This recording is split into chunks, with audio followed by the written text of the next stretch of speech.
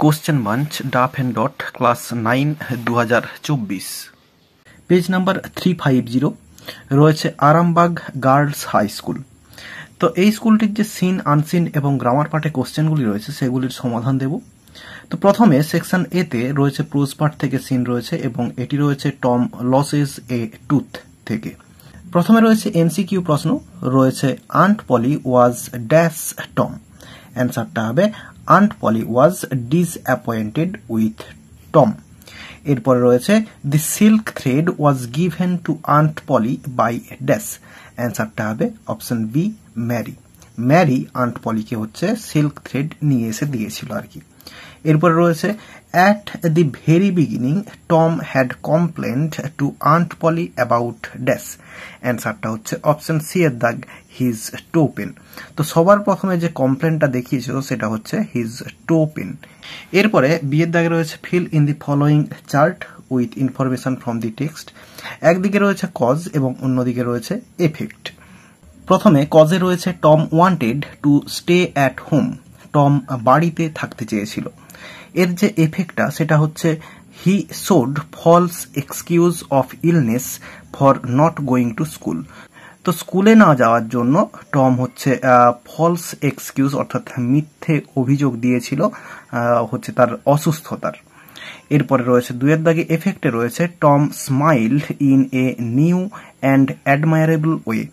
Tom নতুন করে একটি হাসি সে হাসতে পেরেছিল। কজে অ্যান্সারটা হবে Tom had a gap in his upper row of teeth. তো বলছে টমের যে ওপরের যে চোয়াল সেই ওপরের চোয়ালে একটা হচ্ছে গ্যাপ তৈরি হয়ে গিয়েছিল। এরপরে লেখা যেতে পারে after pulling out the loose tooth. এরপরে রয়েছে দেখো অ্যান্সার দি ফলোয়িং কোশ্চেন্স রয়েছে why did Tom suddenly plead that he did not want to stay home from school. তো টম হঠাৎ করে কেন অনুরোধ করেছিল যে সে স্কুলে যেতে চাই, বাড়িতে থাকতে চায় না। তো দেখো অ্যান্সারটা লিখে দিয়েছি। অ্যান্সারটা শুরু করব এই টম থেকে। টম সাডেনলি, এরপরে এই যে প্লিয়েড আছে এটাকে প্লিয়েডেড করব কারণ ডিড দিয়ে প্রশ্ন রয়েছে। তো Tom suddenly pleaded that he did not want to stay home from school. এরপরে এই জিজ্ঞাসা চিহ্নটা না লিখে আমরা লিখব because aunt Polly decided to pull the loose tooth that would hurt him. তো টম হঠাৎ করে এরকম অনুরোধটা করেছিল কারণ হচ্ছে আন্ট পলি ডিসাইড অর্থাৎ স্থির করেছিল যে দাঁতটা নড়ছে সেই দাঁতটা হচ্ছে তুলে ফেলবে, যেটা হচ্ছে টমকে ব্যথা দেবে। এই জন্য টম হচ্ছে প্লিয়েড করেছিল। এরপর রয়েছে what was Mary ask to fetch and why. তো ম্যারিকে কি আনতে বলা হয়েছিল এবং কেন? তো ম্যারিকে আনতে বলা হয়েছিল সিল্ক থ্রেড, কারণ হচ্ছে দাঁতটা তুলবে বলে। তো দেখো অ্যান্সারটা লিখে দিয়েছি। Mary was asked to fetch silk thread to pull out the loose tooth of Tom. তো টমের যে দাঁতটা নড়ছিল সেই দাঁতটাকে তুলে ফেলার জন্য মেরিকে সিল্ক থ্রেড আনতে বলা হয়েছিল। এরপরে রয়েছে দুইয়ের দাগে পোয়েট্রি পার্ট থেকে সিন রয়েছে এবং এটি রয়েছে মিল দি মিস্ট আপন দি হিল থেকে। তো প্রথমে রয়েছে এমসিকিউ প্রশ্ন, দি পোয়েট ডেসক্রাইবস, এরপরে ড্যাশ রয়েছে, অ্যান্সারটা হবে বি এর দাগ এ ক্লাউডি ইভিনিং। এরপরে রয়েছে দি ডাম্প রেফার্স টু ড্যাশ, অ্যান্সারটা হবে দি ওয়াটার ড্রপলেটস, অর্থাৎ জলের যে ফোঁটা বা বিন্দুগুলো যেগুলো ঘাসের ওপর লেগেছিল সেগুলো হচ্ছে ডাম্প বলে এখানে রেফার করা হয়েছে। এরপরে রয়েছে আনসার দি ফলোয়িং কোশ্চেন্স রয়েছে what do you understand by the phrase mornings tears. তো এই মর্নিংস টিয়ার্স এই যে ফ্রেজটা এটা দ্বারা তুমি কি বোঝো? অ্যান্সারটা লিখে দিয়েছি দেখো, the dew drops in the morning. তো সকালবেলার যে শিশির বিন্দুগুলো সেগুলো আর রেফার্ড, সেগুলোকে রেফার করা হয়েছে অ্যাজ মর্নিং টিয়ার্স অর্থাৎ মর্নিং টিয়ার্স দিয়ে। এরপরে রয়েছে what is referred by that breath of other years. তো এই যে কথাটা বা এই যে ফ্রেজটা এটা দিয়ে কোন জিনিসটাকে রেফার করা হয়েছে বা কাকে রেফার করা হয়েছে?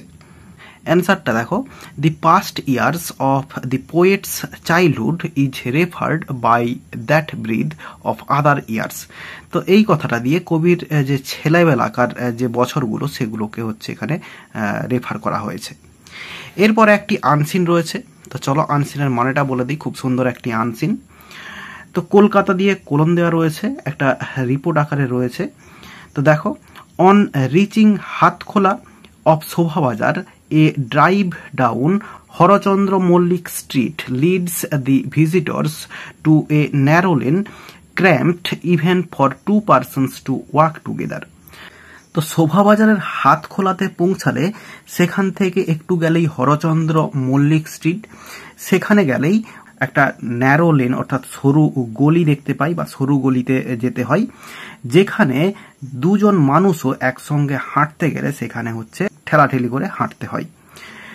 দি whitewashed walls abound with paintings of freedom fighters Swami Vivekananda, sister Nivedita and scenes from Ramakrishna Kathamrita.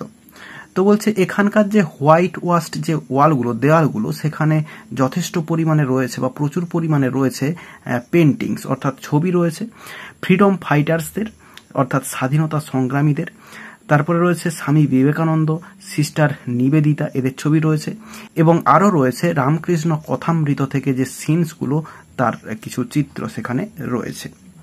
Where the old world north Kolkata alley ends, তো যেখানে পুরানো জগতের যে উত্তর কলকাতার যে গলি যেখানে শেষ হয়, ইজ দি এন্ট্রান্স হাতখোলা ব্যায়াম সমিতি, সেটাই হচ্ছে হাতখোলা ব্যায়াম সমিতির হচ্ছে entrance. At 106 it is the city's oldest gymnasium. তো এই 106 এটা হচ্ছে হয়তো ওই যে সমিতিটা বা যে ব্যায়ামাগারটা তার হচ্ছে নাম্বারটা। তো এটা হচ্ছে এই নগরের সব থেকে প্রাচীন জিমনাজিয়াম। এরপর রয়েছে established by freedom fighters in 1910, 1910 সালে স্বাধীনতা সংগ্রামীদের দ্বারা এটা হচ্ছে প্রতিষ্ঠিত হয়েছিল।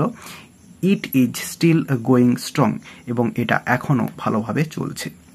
মনোহর Aich and many other legends would regularly work out there with kushti and mugur at the feet of mammoth-sized wall paintings of Lord Hanuman, the resident deity of the সমিতি। তো বলছে মনোহর আইচ এবং অন্যান্য যে সমস্ত কিংবদন্তি যারা ছিলেন তারা সেখানে প্রত্যেক দিন ওয়ার্কআউট অর্থাৎ ব্যায়াম করতেন কুস্তি এবং মুগুরের দ্বারা। এই সমিতির যে গৃহদেবতা লর্ড হনুমান তার কাছে বা তার পদতলে তারা ওয়ার্কআউট করতেন। এরপর রয়েছে Mitra family of Hatkhola donated the piece of land to freedom fighters Upendranath Bandyopadhyay and Pushpalal Chakraborty who were associated with Anushilan Samiti. তো হাতখোলার যে মিত্র ফ্যামিলি তারাই হচ্ছে এই জমিটুকু দান করেছিলেন ফ্রিডম ফাইটারদেরকে অর্থাৎ স্বাধীনতা সংগ্রামীদেরকে, যিনি হচ্ছে উপেন্দ্রনাথ বন্দ্যোপাধ্যায় এবং পুষ্পলাল চক্রবর্তী, হু আর অ্যাসোসিয়েটেড উইথ অনুশীলন সমিতি, যারা হচ্ছে এই অনুশীলন সমিতির সঙ্গে জড়িত ছিলেন। Bandyopadhyay was also a co-opted with Biren Ghosh and Aurobindo Ghosh in the Alipore bomb case. তো আলিপুরের যে বোম কেসটা হয়েছিল সেখানে এই বীরেন ঘোষ এবং অরবিন্দ ঘোষের সঙ্গে বন্দ্যোপাধ্যায় যুক্ত ছিলেন। Body building and exercise were part of the regiment. তো এই রেজিমেন্টের হচ্ছে যে অংশ সেটা হচ্ছে বডি বিল্ডিং এবং এক্সারসাইজ অর্থাৎ শরীরচর্চা, এটা হচ্ছে অংশ ছিল রেজিমেন্টের। That the revolutionaries of this school followed, যেটা হচ্ছে এই স্বাধীনতা সংগ্রামীদের যে স্কুল সেটা হচ্ছে ফলো করতো, অনুসরণ করত। With the sympathy of the Mitras, অর্থাৎ মিত্রদের কল্যাণে। দি সমিতি ন্যাচারালি, এই সমিতিটা সাধারণভাবে টিমিড প্রজ্বলিত হতো উইথ ফ্রিডম ফাইটার স্বাধীনতা সংগ্রামীদের দ্বারা অ্যাট দ্যাট টাইম, ওই সময়ে, অর্থাৎ সেখানে তারা এই ওয়ার্কআউট বা বডি বিল্ডিং বা শরীরচর্চা এই সমস্তগুলো করতো আর কি। তাহলে মানেটা বলে দিলাম, এবার চলো কোশ্চেনের অ্যান্সারগুলো দেখে নেওয়া যাক। দি সমিতি ওয়াজ এস্টাবলিশড ইন ড্যাশ, অ্যান্সারটা হচ্ছে সিয়ের দাগ 1910, 1910 সালে। এরপরে অ্যাট প্রেজেন্ট হাতখোলা ব্যায়াম সমিতি, এরপরে ড্যাশ রয়েছে, অ্যান্সারটা হবে বিয়ের দাগ is still patronised by body builders, অর্থাৎ সেখানে এখনও এই যে জিমনাজিয়ামটা এখনও কিন্তু রয়েছে এবং সেখানে বডি বিল্ডার্সরা সেখানে ওয়ার্কআউট করে। এরপরে বিয়ের দাগে ট্রু ফলস রয়েছে। প্রথমে রয়েছে দি Hatkhola Byayam Samiti is said to be the city's oldest gymnasium. এই হাতখোলা ব্যায়াম সমিতি হচ্ছে এই নগরের সব থেকে পুরানো জিমনাজিয়াম, এটা হচ্ছে ট্রু হবে। এরপরে রয়েছে a group of stage actors thronged at the Hatkhola Byayam Samiti, এটা হচ্ছে ফলস। এরপরে রয়েছে সিয়ের দাগে আনসার দি ফলোয়িং কোশ্চেন্স রয়েছে how many members does the Samiti have at present. তো বর্তমানে এই সমিতির যে মেম্বারের সংখ্যাটা এখানে জিজ্ঞাসা করা হচ্ছে। তো এরকম কিছুই সংখ্যা এখানে দেওয়া নেই যে বর্তমানে কতজন মেম্বার এই রয়েছে এই হাতখোলা সমিতিতে, সেটা কিন্তু দেওয়া নেই। তো আমি পারলাম না এটা। এরপরে রয়েছে who donated the piece of land. তো পিস অফ ল্যান্ড অর্থাৎ জমিটা কে দান করেছিল। তারপরে রয়েছে state the full address of Hatkhola Byayam Samiti. হাতখোলা Byayam সমিতির যে পুরো অ্যাড্রেস ঠিকানা সেটা বলতে বলা হচ্ছে। তো প্রথম কোশ্চেনের যে অ্যান্সারটা who donated the piece of land, এটার অ্যান্সারে Mitra family of Hatkhola donated the piece of land.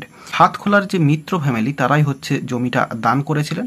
এখানে এরপরে যে অ্যাড্রেসটা দিতে বলা রয়েছে হাতখোলা ব্যায়াম সমিতির, এই অ্যাড্রেসটা কিন্তু ক্লিয়ারলি কোথাও সেরকমভাবে দেওয়া নেই। তো যেটুকু দেওয়া আছে চলো তোমাদের দেখিয়ে দিচ্ছি আমি। এইখানটাতে রয়েছে where this old world north Kolkata alley ends is the entrance of Hatkhola Byayam Samiti. এরপরে দেওয়া রয়েছে অ্যাট 106, এটা হচ্ছে হয়তো বাড়ির নাম্বারটা, যেখানে হচ্ছে যেই বিল্ডিংটাতে হচ্ছে এই হাতখোলা সমিতি যে ব্যায়ামাগারটা যেটা রয়েছে তো সেটা। এবং অ্যাড্রেসটা তাহলে আমরা এটা লিখতে পারি 106 হাতখোলা নর্থ কলকাতা, এটা আমরা লিখতে পারি। তবে এর আগে আমাদেরকে লিখতে হবে দি অ্যাড্রেস অফ হাতখোলা ব্যায়াম সমিতি, এই কথাটা লিখতে হবে দি অ্যাড্রেস অফ হাতখোলা ব্যায়াম সমিতি। এরপরে ইজ দিয়ে এই অংশটা লিখতে হবে। তো যদিও আমি কিন্তু কনফার্ম না এই অ্যাড্রেসটাতে, তাও কিন্তু যেটুকু রয়েছে তাতে করে এইটুকুই অ্যাড্রেস হওয়া উচিত। এরপরে সেকশন বিতে গ্রামার অ্যান্ড ভোকাবুলারি রয়েছে। প্রথমে রয়েছে ডু অ্যাজ ডাইরেক্টেড, শুরুতে রয়েছে do not tell a lie, complex sentence করতে বলা রয়েছে। তাহলে আমরা অ্যান্সারটা করতে পারি ডু নট টেল এনিথিং, এরপরে দ্যাট ইজ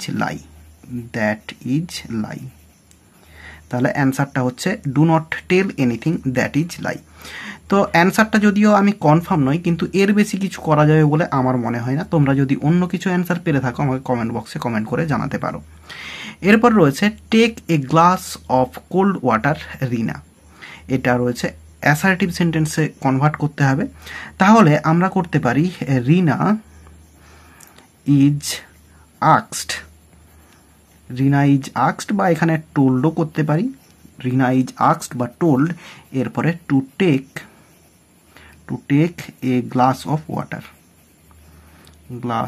ওয়াটার। তাহলে অ্যান্সারটা হলো রিনা ইজ আক্সড বা told to take a glass of water. তো এখানে কোল্ড ওয়াটার রয়েছে, তো অফ কোল্ড ওয়াটার হবে কোল্ড ওয়াটার। এরপর রয়েছে a friend in need is a friend indeed, complex sentence করতে বলা রয়েছে। অ্যান্সারটা হবে এ ফ্রেন্ড, এরপরে who is in need is a friend indeed, INDEED। তাহলে অ্যান্সারটা হলো a friend who is in need is a friend ইনডেড।